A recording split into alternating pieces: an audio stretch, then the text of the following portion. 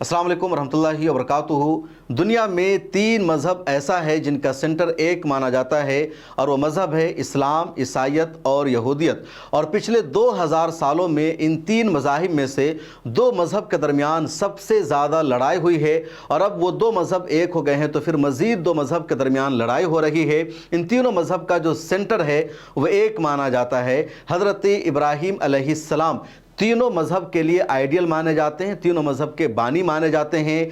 मुसलमान भी अपना रिश्ता हज़रत इब्राहीम अलैहिस्सलाम से जोड़ते हैं, यहूदी भी अपना रिश्ता हज़रत इब्राहीम अलैहिस्सलाम से जोड़ते हैं और ईसाई भी अपना रिश्ता हज़रत इब्राहीम अलैहिस्सलाम से ही जोड़ते हैं। और पिछले 2000 साल की तारीख़ बताती है कि इन दो मज़हबों के दरमियान सबसे ज़्यादा लड़ाई हुई है। ईसाईयत में और यहूदियत में 2000 साल तक ये दोनों लड़ते रहे हैं। इन दोनों की जो मजहबी इबादत गाहें हैं वहाँ एक दूसरे के ख़िलाफ़ लगातार लान तान की गई है और अब इन दोनों के दरमियान दोस्ती हो चुकी है। ये दोनों एक दूसरे को अपने लिए ज़रूरी समझने लगे हैं और ये दोनों मिल करके अब इस्लाम के ख़िलाफ़ लड़ने लगे हैं। तो ये दोनों एक हो चुके हैं और दोनों मिल करके इस्लाम को अपना दुश्मन बना चुके हैं। इन दोनों की तारीख़ क्या है, कैसे इन दोनों में लड़ाई हुई और फिर कैसे दोनों में दोस्ती हो गई, आइए इस वीडियो में जानते हैं। आप ये टाइटल देखिए कि ईसाइयों और यहूदियों की लड़ाई, दुश्मनी और फिर दोस्ती, एक मुकम्मल तारीख़ी जायज़ा। यहूदी और ईसाई दुश्मनी से दोस्ती तक की 2000 साल की जो कहानी है इसको इस वीडियो में जानते हैं। आपसे दरख्वास्त है कि इस वीडियो का लिंक अपने दोस्तों से शेयर कीजिए और इस तारीख़ को समझिए क्योंकि बहुत अहम है। और जो लड़ाई है यहूदियों और ईसाइयों में क्यों है, अक़ीदे की बुनियाद पर। हज़रत ईसा अलैहिस्सलाम और यहूदी उलमा का जो इख्तिलाफ़ है वो यहाँ से शुरू होता है। ईसाइयों का अक़ीदा यह है कि हज़रत ईसा अलैहिस्सलाम खुदा के बेटे और निजात दहिंदा थे, लेकिन यहूदी उलमा ने हज़रत ईसा अलैहिस्सलाम को झूठा नबी करार दिया और फिर उन पर कुफ्र और गुस्ताखी का इल्ज़ाम लगाया। बाइबल के मुताबिक यहूदी फरीसियों ने रोमी हुकूमत पर दबाव डालकर हज़रत ईसा अलैहिस्सलाम को तख्ते-दार पर यानी सूली पर लटका दिया। यही वो पहला और बुनियादी इख्तिलाफ था। ईसाई कहते हैं कि यहूदियों ने हमारे नबी को कत्ल किया, तो बहुत बड़ा इख्तिलाफ था। हज़रत ईसा अलैहिस्सलाम ईसाइयों के नबी हैं और हम भी हज़रत ईसा अलैहिस्सलाम को नबी मानते हैं। और मुसलमानों का अक़ीदा यह है कि हज़रत ईसा अलैहिस्सलाम को सूली नहीं दी गई थी, उनको तख्ते-दार पर लटकाया ज़रूर गया था, लेकिन जिसकी मौत हुई, जो सूली चढ़ा, वो कोई और था, उनका हमशक्ल। अल्लाह तबारक व तआला ने हज़रत ईसा अलैहिस्सलाम को आसमान पर उठा लिया और क़यामत से पहले हज़रत ईसा अलैहिस्सलाम का दोबारा नुज़ूल होगा और उनकी क़यादत में पूरी दुनिया एक हो जाएगी, पूरी दुनिया मुत्तहिद हो जाएगी।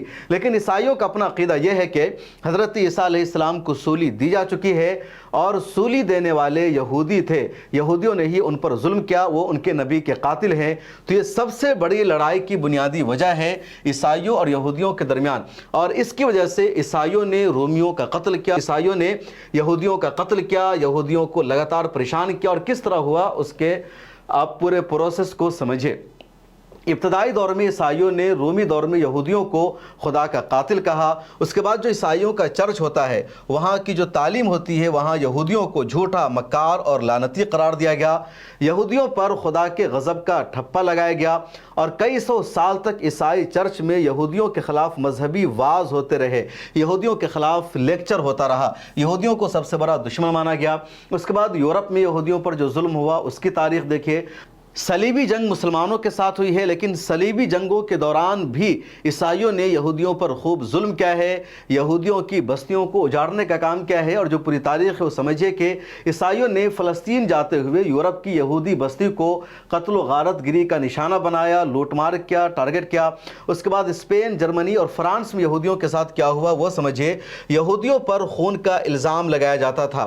उसके अलावा कहा जाता था कि वो ईसाई बच्चों का खून अपने मजहबी रसूमात में इस्तेमाल करते हैं। यानी यहूदियों के बारे में ये अक़ीदा था ईसाइयों का कि ईसाई बच्चों को यहूदी कत्ल करते हैं और यहूदियों का जो मजहबी त्यौहार होता है उसमें उन बच्चों का खून इस्तेमाल किया जाता है।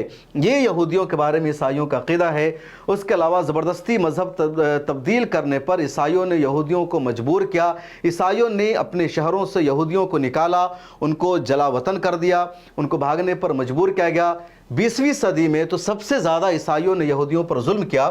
20ویں صدی یعنی جو دوسری عالمی جنگ ہوئی تھی 1939 سے 1945 تک، تو ہٹلر نے عیسائی یورپ میں یہودیوں کا سب سے بڑا قتل عام کیا، یعنی 60 لاکھ 6 ملین یہودیوں کو جرمنی میں ہٹلر نے قتل کر دیا۔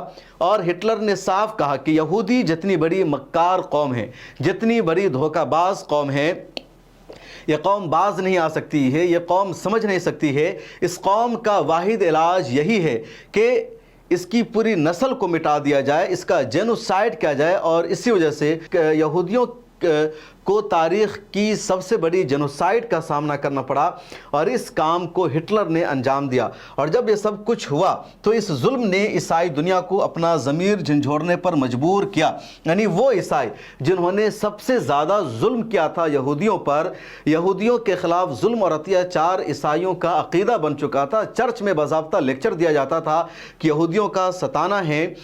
ہٹلر کے قتل عام کے بعد اسی عیسائی ورلڈ کا جو چہرہ ہے وہ بدل گیا، ان کا ضمیر بدل گیا، اور ان لوگوں نے یہودیوں کے ساتھ دوستی کرنے کا فیصلہ کیا۔ اور اس کا آغاز ہوتا ہے 1965 سے۔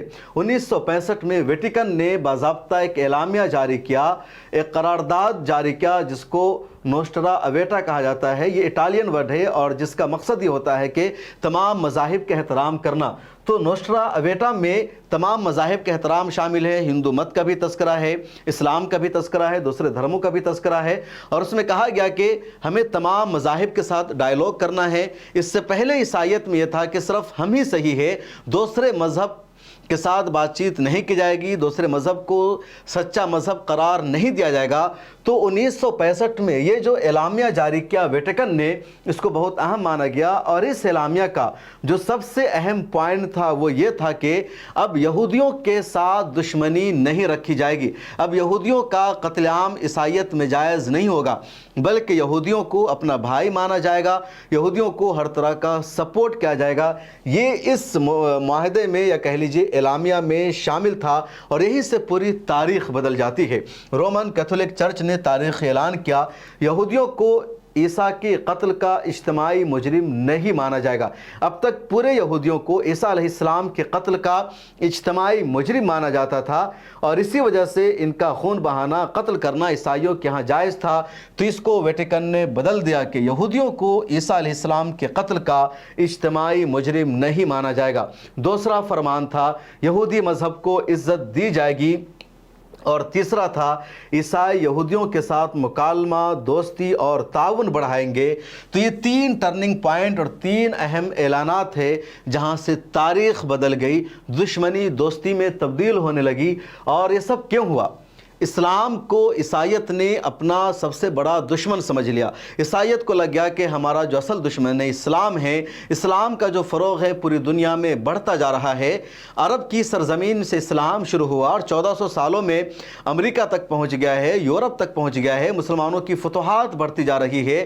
تو ویٹیکن سٹی نے، پوپ نے اسلام کو اپنا مشترکہ دشمن قرار دیا اور یہودیوں کو ساتھ ملا لیا، اور پھر یہودیوں کے لیے باضابطہ ایک اسٹیٹ بنانے کا اعلان بھی ہوا۔ آپ پوائنٹ وائز سمجھے کہ مشترکہ دشمن اسلام اور مسلمانوں کو مشترکہ خطر سمجھا جانے لگا، ویسٹ میں اسلاموفوبیا بڑھنے لگا۔ اسرائیل اور یورپ، امریکہ نے مل کر اسلامی شدت پسندی کے خلاف محاذ بنایا، حالانکہ اسلامی شدت پسندی کوئی چیز نہیں ہے۔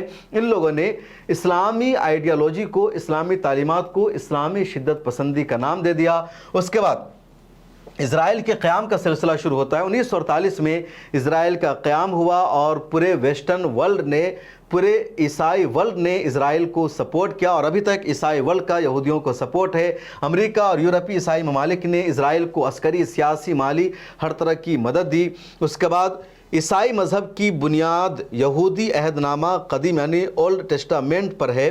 دونوں میں بہت سی مذہبی شخصیات مشترک ہے، حضرت ابراہیم، موسیٰ، داؤد، سلیمان وغیرہ، یہ بتایا گیا، اور یہاں سے ایک طرح سے اس کو اتحاد کا ذریعہ بنایا گیا کہ حضرت ابراہیم، حضرت اسحاق، حضرت سلیمان اور داؤد ہمارے یہاں بھی قابل احترام ہے، تمہارے یہاں بھی ہے، تو پھر کیوں نہ ہم سب ایک ہو جائے، آپس میں کیوں لڑیں۔ اس کے بعد امریکہ میں ایونجلیکل کرسچن جو ہے اور یہودی زائونسٹ کا اتحاد ہوا، اور ان دونوں نے کہا کہ ہمارا عقیدہ ایک ہے، اور کیا ہے دیکھیں، دونوں کا عقیدہ ہے کہ اسرائیل کی ترقی آخری زمانے کی نشانی ہے۔ یہ صہیونیوں کا بھی عقیدہ ہے. دراصل یہودیوں میں بھی کئی فرقے ہیں. تو یہودیوں کا جو ایک فرقہ ہے جو سب سے زیادہ شدت پسند ہے، جس کی ان دنوں اسرائیل میں حکومت ہے، اس کو زیونسٹ کہا جاتا ہے یا کہہ لیجیے صہیونی کہا جاتا ہے. اور اسی طرح عیسائیوں کا ایک فرقہ ہے جس کو ایونجیلیکلس کرسچن کہا جاتا ہے. تو یہ دونوں مانتے ہیں کہ اسرائیل کی ترقی قیامت کی نشانی ہے. اس کے علاوہ ایونجیلیکلس اسرائیل کو مقدس مشن سمجھتے ہیں.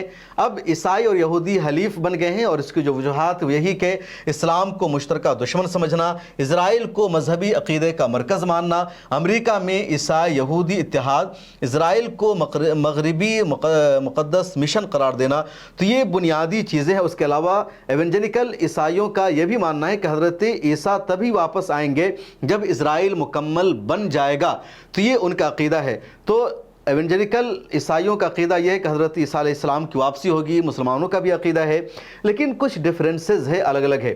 اب اسرائیل کو امریکہ، جرمنی، برطانیہ، فرانس جیسے عیسائی ممالک سے ڈیفینس یا کہہ لیجئے اکنامک کا، سفارت کا، ہر طرح کا سپورٹ ملتا ہے جو فلسطین کو یا دوسرے ملکوں کو نہیں مل پاتا ہے.